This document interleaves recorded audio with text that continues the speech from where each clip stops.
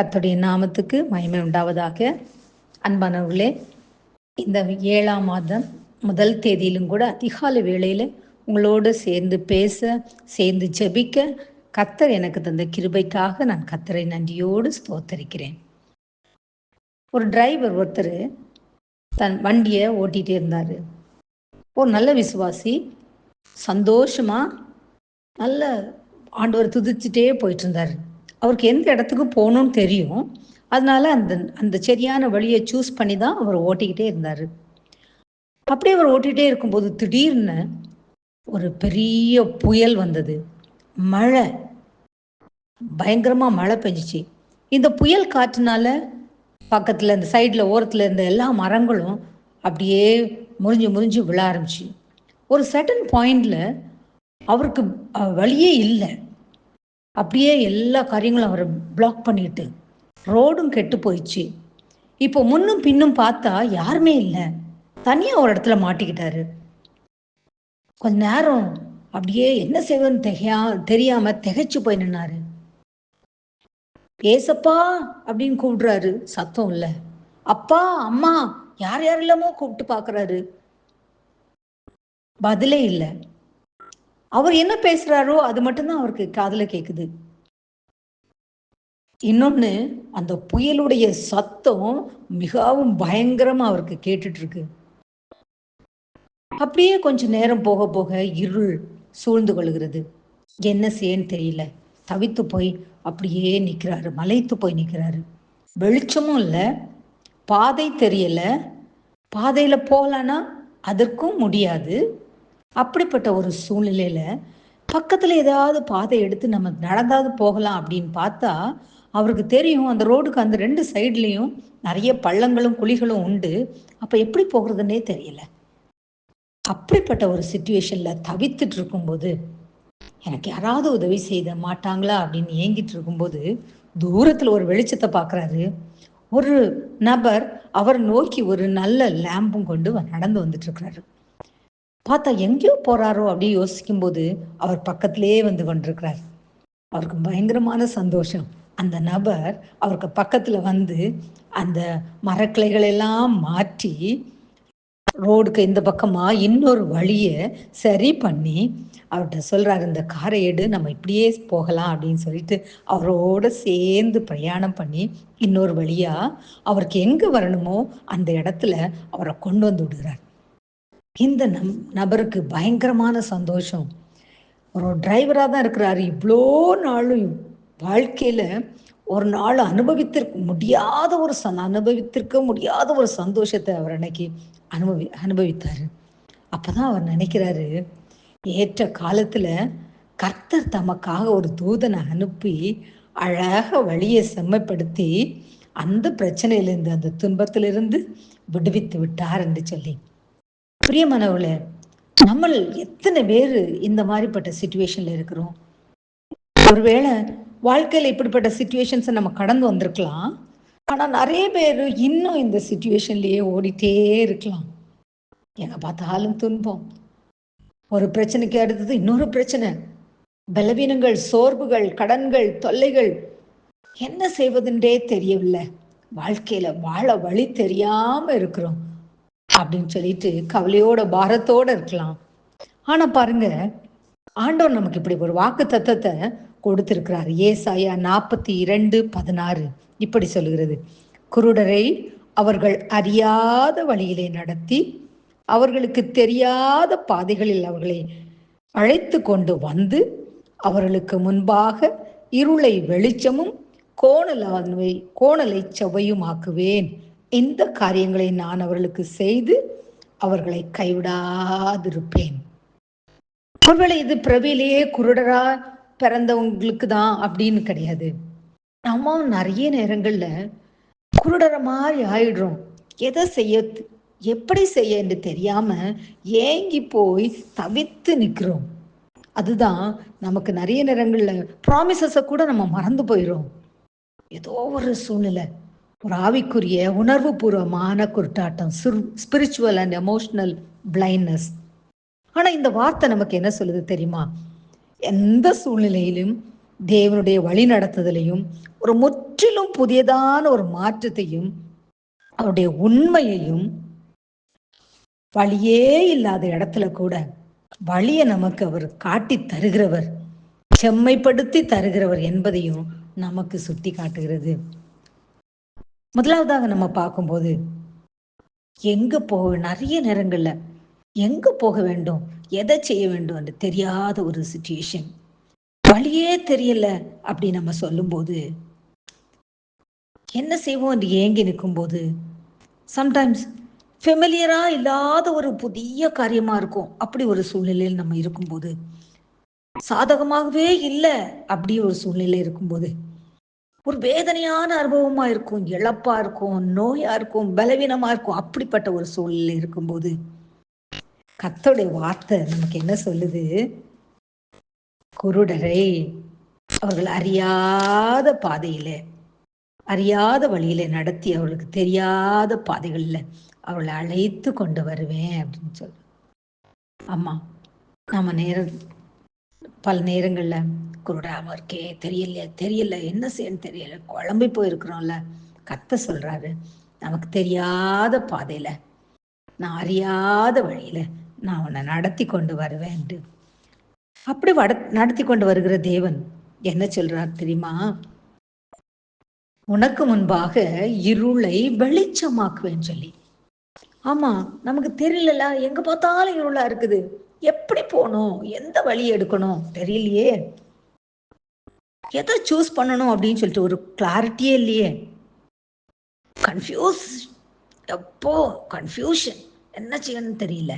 ஆனா அப்படிப்பட்ட சிச்சுவேஷன்ல கர்த்தர் நமக்கு ஒரு கிளாரிட்டியை தருவாரு, நமக்கு ஒரு சந்தோஷத்தை தருவாரு, சமாதானத்தை தருவாரு. நம்ம சுற்றி இருக்கிற அந்த இருளை கர்த்தர் வெளிச்சமாக்குவாரு. அது மட்டும் இல்ல, வெளிச்சமானாலும் ரோடு செம்மையா இல்லைன்னா எப்படி போறது, தடைகளா இருந்தா என்ன செய்யறது அப்படின்னு நம்ம யோசிக்கலாம். அந்த சிச்சுவேஷன்ல கர்த்தர் என்ன செய்வார் தெரியுமா? அந்த சவால்கள் அது உண்மையான சவால்கள் தான். ஆனா ஆண்டவருடைய வாக்கு தத்தங்கள் ஆம் என்றும் ஆமேன் என்றும் இருக்கிறது என்று வேதம் சொல்லுகிறது. அந்த சிச்சுவேஷன்ல என்னென்ன கோணல்கள் இருக்கிறதோ, என்னென்ன தடைகள் இருக்கிறதோ, நாம் போய் சேரக்கூடிய இடத்திற்கு போய் சேர முடியாம இவைகள்லாம் நமக்கு முன்பாக வந்திருக்கிறதோ அதெல்லாம் கர்த்தர் சரிப்படுத்துவேன் அப்படின்னு நமக்கு சொல்றாரு. நிச்சயமாகவே நான் அந்த காரியங்களுக்கு தப்பி செல்ல, அந்த சவால்களை கடந்து செல்ல கர்த்தர் நிச்சயமாகவே ஒரு போக்கை உண்டு பண்ணுவார். அந்த தடைகளை மாற்றி நம்ம செம்மையான பாதையில நடத்துவார். கோணல்கள் எல்லாம் மாறி போயிடும். சரி, அவ்வளவு செய்துட்டு அவ்வளவுதானா, ஒருக்கா செய்துட்டாரு அப்படி முடிச்சுட்டு போயிடுவாரா? இல்ல, நான் அப்படி செய்து அவர்களை கைவிடாது இருப்பேன் அப்படின்னு சொல்லிட்டு ஆண்டோடைய வார்த்தை சொல்லுது. ஒரு தடவை அப்படி இல்லை, இன்னொரு சிச்சுவேஷன் அப்படி வந்தாலும் கர்த்தர் நம்ம கூடவே இருக்கிறார். கர்த்தர் நம்ம ஒருபோதும் கைவிடவே மாட்டார். ஒருவேளை மனிதர்களால கைவிடப்பட்டிருக்கலாம், ஏன்னா மறந்துட்டாங்க அப்படின்னு நம்ம நினைக்கலாம், விசாரிக்க யாருமே இல்லை அப்படின்னு நம்ம நினைக்கலாம். ஒருவேளை என் குடும்பத்துல எல்லாரும் நல்ல பொசிஷன்ல இருக்கிறாங்க, நான் மட்டும் இப்படி ஒரு தாழ்வான நிலைமையில இருக்கிறேன் அப்படின்னு கூட நம்ம நினைக்கலாம். யோசித்து யோசித்து நம்ம நொந்து போயிருக்கலாம். ஆனா கர்த்தர் என்ன சொல்றாரு? இவ்வளவு நாளும் நான் உன்னை நடத்தி கொண்டு வந்தேன்ல, உன்னுடைய இருளை நான் வெளிச்சமாக்குனேன்ல, உன்னுடைய தடைகள் எல்லாம் மாற்றி நான் நல்ல பாதையில உன்னை கொண்டு வந்தேன்ல, உனக்கு தெரியாத பாதையில, நீ நினைச்சு பார்க்காத நேரத்துல, நினைச்சு பார்க்காத இடத்துல நான் உன்னை கொண்டு வந்தேன்ல, அப்படி நான் உனக்கு வழி காட்டினேன்ல, கிரகிக்க முடியாத அற்புதங்கள் அதிசயங்கள் எல்லாம் நீ நினைச்சு பார்த்தா கூட, ஓ இப்படி நடந்துட்டே, அது ஒரு சொப்பனம் காண்றது போல நான் உன்னை அழைத்து கொண்டு வந்தேன்ல, நான் இன்னும் உன்னை கைவிடாது இருப்பேன், இன்னும் நான் உன்னை நடத்துவேன், இன்னும் நான் உன் கூடயே இருப்பேன் அப்படின்னு சொல்லிட்டு கர்த்தர் நம்மகிட்ட சொல்லுகிறார். நிச்சயமாவே நம்முடைய வாழ்நாள் முழுவதும் கர்த்தர் நம்மை கைவிடாம நம்மோட இருப்பார். ஒருவேளை வாழ்க்கையின் இந்த பாடுகள் பிரச்சனைகள் எல்லாம் ஒரு நன்மைக்காகவே முடியும், ஒரு பெரிய நோக்கத்தோடு சில வேளையில கர்த்தர் அதை அனுமதித்திருப்பாரு.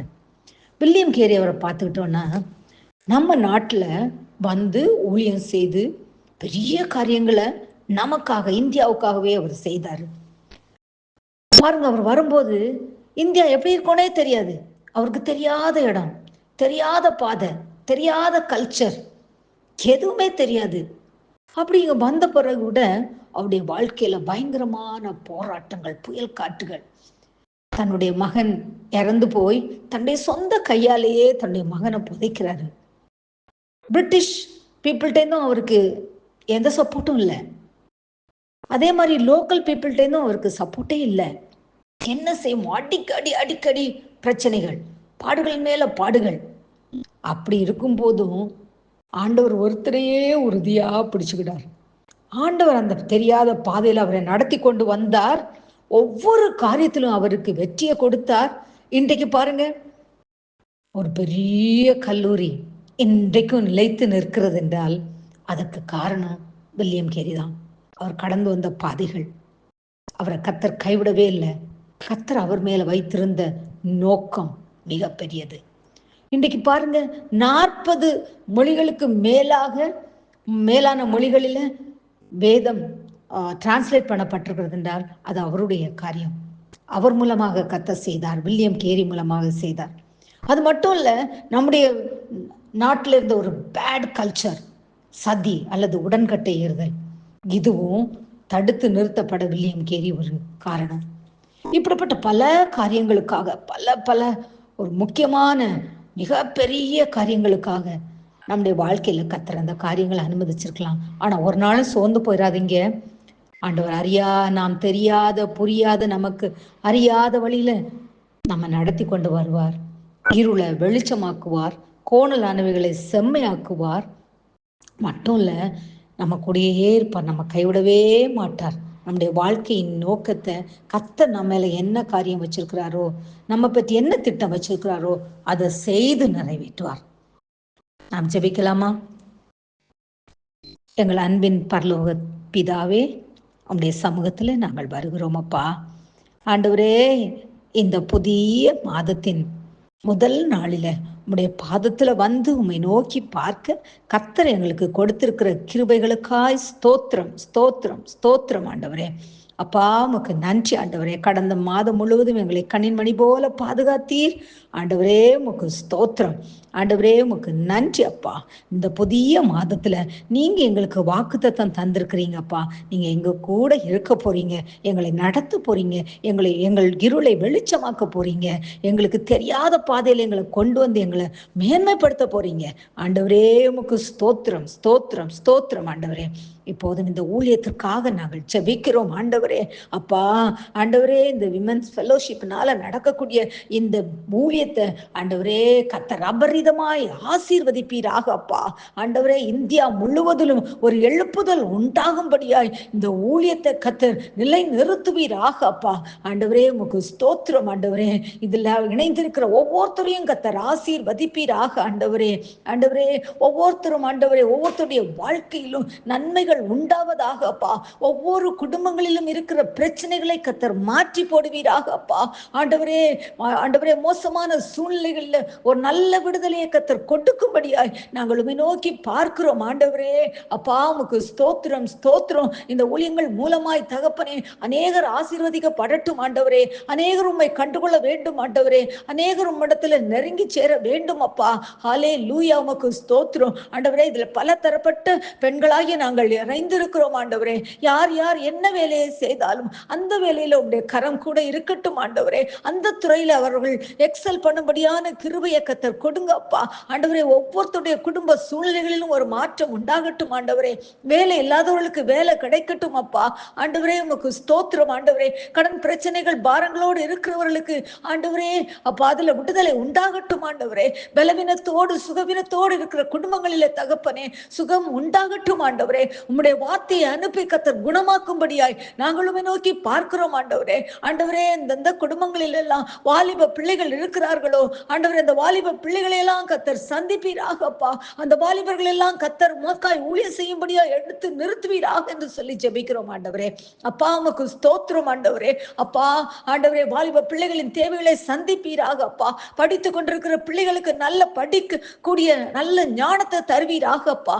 ஆண்டவரே, உமக்கு ஸ்தோத்திரம், ஸ்தோத்திரம் ஸ்தோத்திரம் ஆண்டவரே. வேலைக்காக காத்து கொண்டிருக்கிற பிள்ளைகளுக்கு நல்ல வேலையை கத்தர் கொடுப்பீராக ஆண்டவரே. திருமணத்துக்காக காத்து கொண்டிருக்கிற பிள்ளைகளுக்கு ஆண்டவரே அப்பா நல்ல ஆண்டவர், நீ ஏற்ற துணையை உண்டாக்குகிற தேவன், ஏற்ற துணையை உண்டாக்கி கொடுப்பீராக அப்பா. அல்லேலூயா, உமக்கு ஸ்தோத்திரம் ஆண்டவரே. அப்பா, குழந்தைகளை வைத்துக் கொண்டிருக்கிற குடும்பங்களில தகப்பனே, குழந்தைகள் நல்ல ஞானத்தோடும் தேவ பக்தியோடும் வளரும்படியான கிருபையை கொடுப்பீராக அப்பா. மனுஷ தயவையும் தேவ தயவையும் கட்டளையிடும்படியா நாங்கள் உம்மை நோக்கி பார்க்கிறோம் அப்பா. அல்லேலூயா, உமக்கு ஸ்தோத்திரம் ஆண்டவரே. வயோதிபர்கள் ஆண்டவரே, பெற்றோர்களை கவனித்துக் கொண்டிருக்கிற ஆண்டவரே, மற்றும் மாமனார் மாமியார் அவர்களை கவனித்துக் கொண்டிருக்கிற ஆண்டவரே பெண்களுக்காக நாங்கள் உடைய சமூகத்தில் வருகிறோம் ஆண்டவரே. ஏசப்பா ஆண்டவரே, அவர்களுக்கு நல்ல பலனை கொடுப்பீராக அப்பா. அவர்களை ஆண்டவரே போதிய முறையில பராமரிக்கும்படியான கிருபையை கத்தர் கொடுப்பீராக அப்பா. அன்பை காட்ட கத்தர் உதவி செய்வீராக அப்பா. எப்படியாயினும் ஆண்டவரே, நாங்கள் எல்லாரும் ஆண்டவரே இணைந்து செயல்பட உம்முடைய திவ்ய சுபாவத்தில் வளர ஆண்டவரே எங்கள் ஒவ்வொருவருக்கும் கிருபை தரும்படியாய் நாங்கள் உம்மை நோக்கி பார்க்கிறோம் அப்பா. ஆண்டவரே உமக்கு ஸ்தோத்திரம் ஸ்தோத்திரம் ஆண்டவரே. அந்த மாதம் முழுவதிலும் ஆண்டவரே உடைய பிரசன்னத்தால் எங்களை மூடி மறைத்து கொள்ளும் ஆண்டவரே. ஒரு சந்தோஷமான மாதமாய் இருக்கட்டும் ஆண்டவரே. எல்லா ஊழியங்களையும் ஆண்டவரே கத்தர் ஆசீர்வதிங்க அப்பா. துதி கன மகிமையெல்லாம் நாங்கள் உமக்கே செலுத்தி ஜெபிக்கிறோம் இயேசுவின் நாமத்தில் பிதாவே, ஆமென் ஆமென். என் ஆத்துமாவே கர்த்தரை ஸ்தோத்திரி, என் முழு உளமையுடைய பரிசுத்த நாமத்தை ஸ்தோத்திரி. என் ஆத்துமாவே கர்த்தரை ஸ்தோத்திரி, அவர் செய்த சகல உபகாரங்களையும் மறவாதே. ஆமென் ஆமென்.